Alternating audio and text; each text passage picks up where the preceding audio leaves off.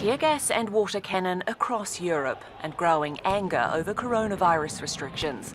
In Athens, Greek police tried to break up protests against compulsory COVID-19 vaccinations. Some in the crowd threw petrol bombs. The police responded with tear gas.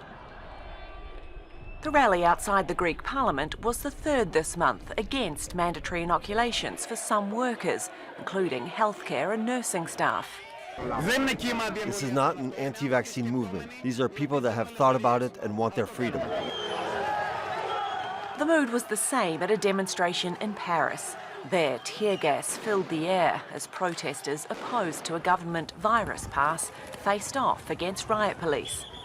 This was just one of dozens of mainly peaceful rallies across the country, which brought out more than 160,000 people.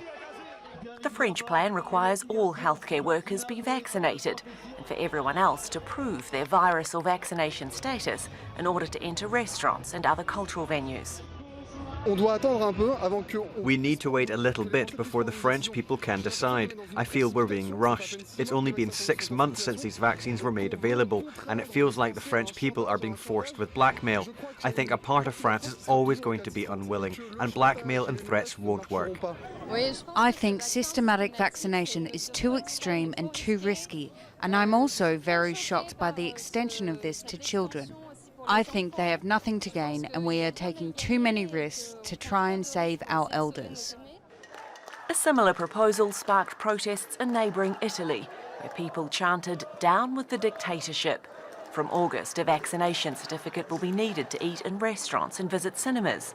On Thursday, the EU reported that 200 million Europeans have now been fully vaccinated, more than half of the adult population. But that figure falls short of the bloc's 70% target set for the summer. In the United Kingdom, thousands of people rallied in London against what they say is the erosion of civil liberties, after the government's track and trace app meant more than 600,000 people were told to isolate at home earlier this month. The coronavirus pandemic is far from over, and neither's the debate about how to reopen economies while keeping everybody safe and happy. Alexia O'Brien, Al Jazeera.